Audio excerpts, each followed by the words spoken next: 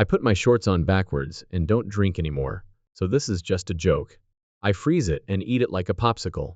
Known as the King of Cool, Dean Martin was a member of the renowned rap group. But despite his undoubtedly colorful life, he also experienced tragedy and sadness. Today, his children are coming forward with the truth about his personal life. He is regarded as one of the most iconic singers of his generation, and his hits are synonymous with "everyone loves somebody." There is a startling tale behind the success screen. His private life was sharply illuminated by the events of his final days. Sometimes everyone in music loves someone. Born Dino Paul Credi in 1917 in Steubenville, Ohio, Dean Martin was the son of Italian immigrants, Angela and her husband, a hairdresser. Martin spoke only Italian until he was 5 years old, which led to bullying at school.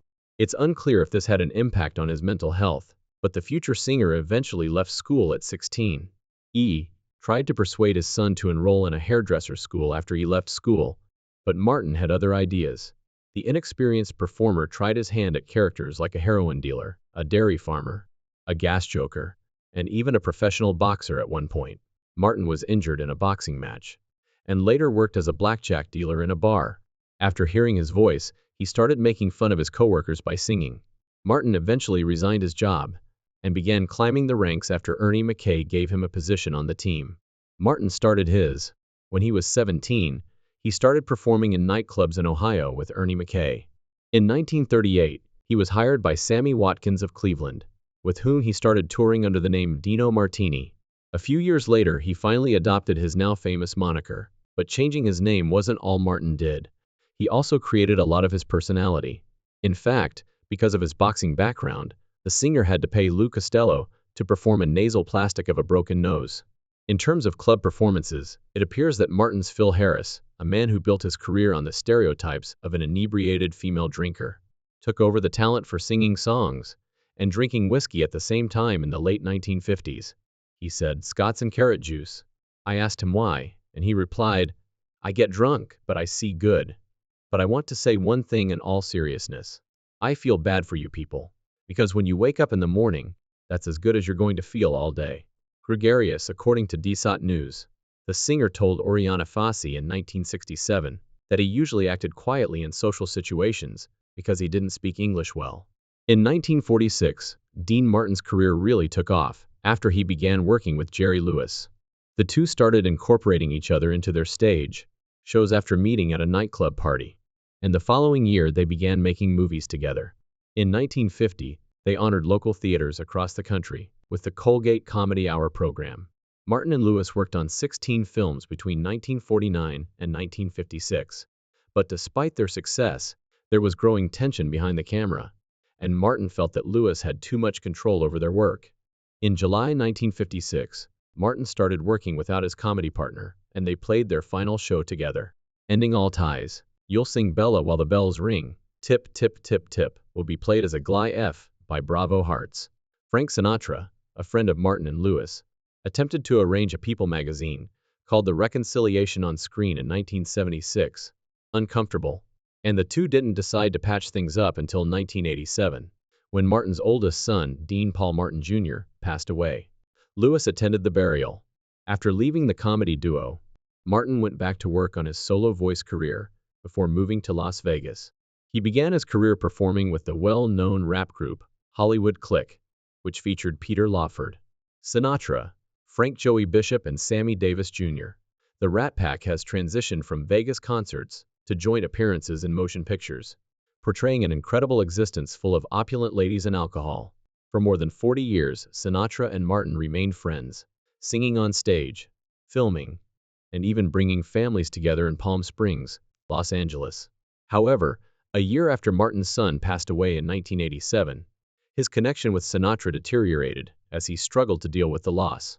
After Martin Sinatra passed away, he summed up the duet connection brilliantly by stating that Dean was like the air he breathed, and that he was his brother not by blood, but by choice after Martin left his friend on the tour.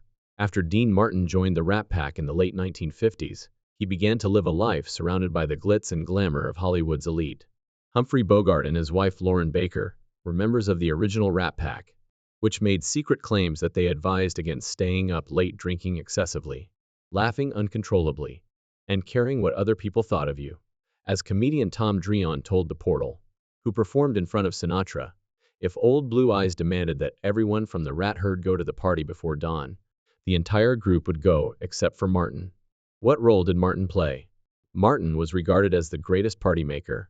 It's interesting to note that the image that Martin gave the public could not have been more different from reality. According to Desert Sun, he was typically the first member of the group to return home when the late drunken KNS arrived. Despite being a part of the party-heavy rap group, he remained with Monica for the remainder of his career. According to Desert Sun, the singer had a loving blended family, consisting of 4 children with his first wife, Elizabeth McDonald, and 3 more with his second wife, J.N. Although Martin was known to go out with rap group member Frank Sinatra, they also made it a point to go on family outings together, because Sinatras were a big part of the family, a portion of our lives. According to Desert Sun, Dino, an Air National Guard captain, disappeared in the mountains after going on a training trip in 1987. Days of searching ensued, at which point President Ronald Reagan sent a military plane to search for Dino. Martin's daughter Diane recalled in her book that memories are made of this addition, and that the children from the 2 families were great friends. However, the star's happy home life was not to last. In order to help him in his search for Martin's child, the distraught Alista ultimately hired 2 psychics, one of whom was named Cha. According to Diana's memoir, Cha used a private helicopter to locate the area she believed to have the strongest signals and discovered the crash jet with no survivors. It turned out that the golden liquid inside Martin's common drink was actually Martinelli brand apple juice. The Desert Sun said that Martin's slurred speech was merely for show. Kuna's backup vocalist, Patty Griot. The source was informed by Dancer that the Kuna's identification was a fake. Lewis supported this assertion in a 1961 interview with Boo. In his Saturday Night Post, Martin disclosed that he drinks about a tenth of what he used to, adding that he stopped drinking a long time ago. Tragically, the death of his son Dino in 1987 was the catalyst for Dean's descent into alcoholism. Thank you very much, you're very kind. But I'm not through, no, I'm just starting. Jack. Have you ever marveled at how casual the Dean Martin show was when watching it? It turns out that a laid-back vibe prevailed during the taping of the now famous show. According to Martin's biography, his hugely popular hit song, Everybody Loves Somebody, which even beat out the Beatles to become the #1 hit in America for a week, was released in 1964. A year later, Martin told Nostalgia Central that he could own the package 100% after the first airing of the series. Martin said that he simply wanted to work on Sundays, and that he was under no obligation to sing with all of the backing dancers. He had a stand and run through rehearsals for his soon-to-be wildly successful show, because he would only be able to work on Sundays.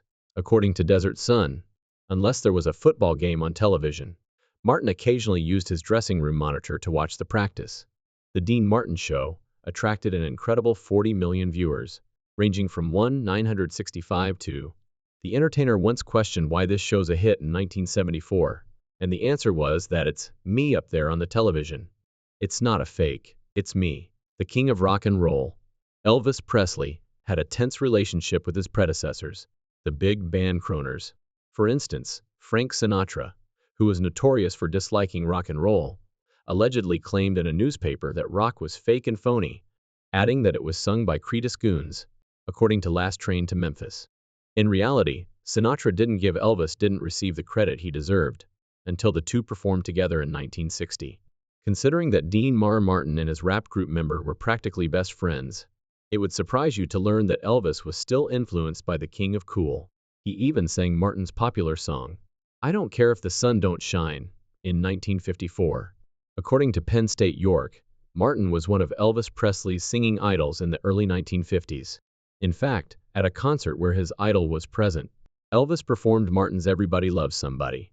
York State Penn State explains that, according to Elvis Australia, this was a moment he would most likely remember till his death. They call me the king of rock and roll, but your dad is the king of cool. It's noteworthy to note that Dean Martin, who lived to be 78 years old, only read one book during his lifetime, Anna Sue's Black Beauty. Martin's daughter Deanna recently remembered a day when she met Elvis. The comedian was once mentioned in U.S. government bestsellers as saying, if you're lucky, you don't have to be smart. Office for Printing, according to his partner Jerry Lewis. One of the few times the king of cool was ever starstruck was when he first met Bob Kane, the man who created Batman. It's interesting to note that Martin's love of comic books led to the opportunity to star in his own 40 comic book series, Adventures of Dean. Martin was not particularly book smart, but that doesn't mean he didn't read comic books. As The Guardian noted, he loved them and read the vibrant tales well into adulthood. According to DC Fandom, Martin and Jerry Lewis lasted from 1952 to 1957, with Martin and Lewis serving as its focus. The performer's health had been declining for a few years before he was diagnosed with lung cancer in September 1993. 2 years later, despite having a sizable fan base of friends and admirers, Dean Martin chose to retire from his professional career. He passed away on Christmas Day, 1995, from acute respiratory failure. In his senior years, Martin led a peaceful and secluded existence. The singer liked to eat out, although his manager, Morvina, claims that he disliked crowds and parties. While many blame his withdrawn behavior on the death of his child, in 1987, Martin maintained that he was always the quiet type. In honor of the legendary Rat Pack member, the lights on the Las Vegas Strip were turned off when the news broke.